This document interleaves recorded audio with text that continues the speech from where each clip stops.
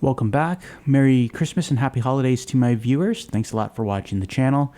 Today's drive on my Hardware 3 vehicle shows again that FSD Supervised is a very capable system, but it really is time now to upgrade the software to change the speed profiles.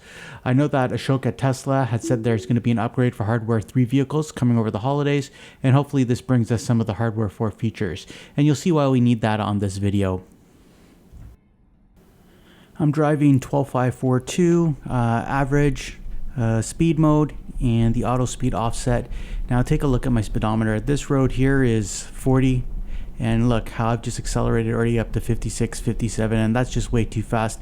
I was hoping that this was going to be fixed on 12542 versus 12541. I had driven on some slower roads before and it hadn't accelerated like this, but what we really need to see is the software update to basically incorporate the max speed offset here, so I could program something like it going maybe 5 or 6 over the limit. But you know, right now it's going 13 over the limit, and as you can see, I'm going to be in a school zone very soon too, so this is not acceptable in my books. It's leaving me very exposed to getting a ticket, so definitely something that hopefully will get addressed with the big software update coming up, hopefully during the holidays. As you can see, take a look at the acceleration. You can see there's a high school there on the right. I'm driving 55 in a 40 zone, and if a police officer decided to give me a ticket, I really couldn't argue with that. So again, something that they really need to fix, and I hopefully will see that in the new software update. You know, for some people, they might not think this is such a big issue, but if you're driving on residential streets quite a bit and you do want to use FSD, you have to feel confident that it's not going to send you way over the limit there. So I know it does a much better job on streets that are like 60, 70, higher speeds, but again, I drive on these streets all the time and I want to use FSD on them, but I want to have that confidence that it's going to be safe and I'm not going to get a ticket. Okay, I'm going to be making a left turn here. This is one of my favorite places to test full self-driving. It's had various levels of success or confidence when making this left turn. The reason being is we've got oncoming traffic here. You can see there's some traffic that's lined up that's going to be turning left from their end. Sometimes what that does is it blocks the other traffic, or it blocks the FSD from seeing the oncoming traffic. So sometimes it feels a little unsure making the left turn here. As you can see, it inches forward and confidently accelerates. Now watch this. You see how it immediately went into the right lane there? What are your thoughts on that? Let's watch it again. Check it out here. Now, as you can see, I'm making the left turn here, and it immediately starts going into the right lane. Now, I know this might be somewhat of a human behavior, because I know a lot of people who want to get into the right lane, they'll immediately do the left turn into that. But I don't think that's the best practice for driving there. And I think what FSD should be doing is confidently go into that left turn, and then maybe within a second or two, then indicate to go into the right lane. I know it can only do that if there's sensing that there's no vehicles around, but I don't think that's the best practice. Let me know in the comments what your thoughts on that are. Okay, we're just speeding up here till we do our next right turn. Overall, it's been a smooth drive though. Definitely drives nice and smoothly on these latest versions. Nice gradual braking. All right, now it's going to inch forward. Let's see if it has a clear line of path. We're on a red light. It's turned green. All right, let's take a look at the acceleration. Very good acceleration. Now this road is 60. Now take a look at the speedometer. See, now that's good. And see, now it's moved over to the left lane. It didn't do that immediately. So that was good. So the speed is good. Good offset there. You know, going over the speed limit, but not blowing by the speed limit, which is excellent.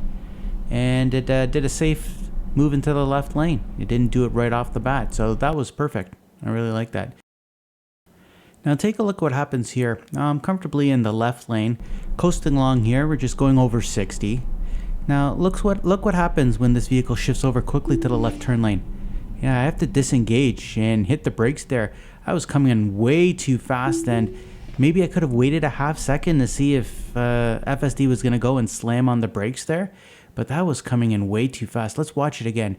You look at my speed there, and suddenly it realizes that it has to hit the brakes because that car in front of that white vehicle was not moving at all.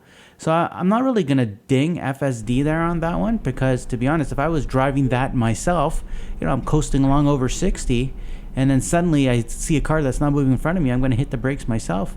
And again, I wanted to be safe and cautious there, so I wasn't going to let FSD take a little bit longer to kick in there, and maybe it would have done the right thing and hit the brakes, but something I'm going to make note of for sure. Okay, we're coming up to a major intersection where you can see on the map there I'm going to be turning left. Comfortably puts me into the left turn lane well in advance.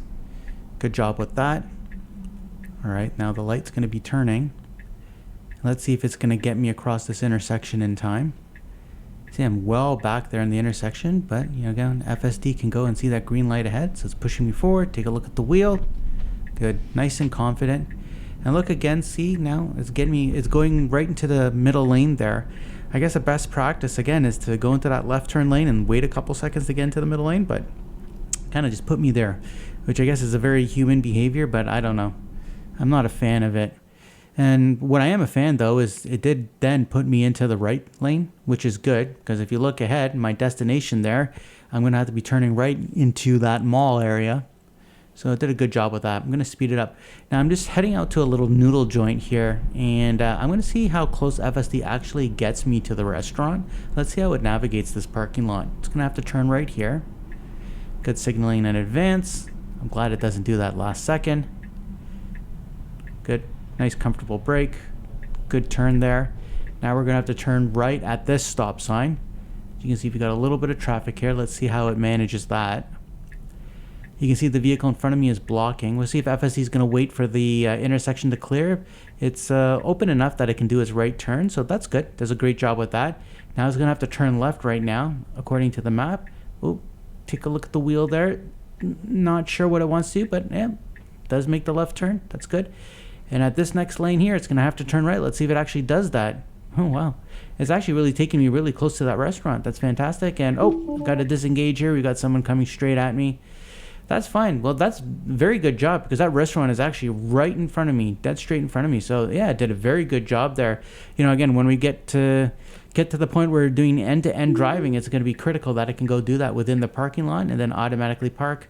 And then hopefully you can do that in the next few versions of FSD for us Hardware 3 vehicles. So overall, a very competent drive from FSD, and in Hardware 3 cars, that's what you get now, competent drives.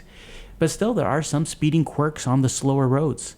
So many of us in Hardware 3 vehicles really want to see the same FSD performance as you get in Hardware 4 vehicles. And I'm hoping that the change in speed profiles in the upcoming updates will help bridge that gap just a little bit. I just want to wish you all very happy holidays. Thanks for watching, and I'll see you on the roads.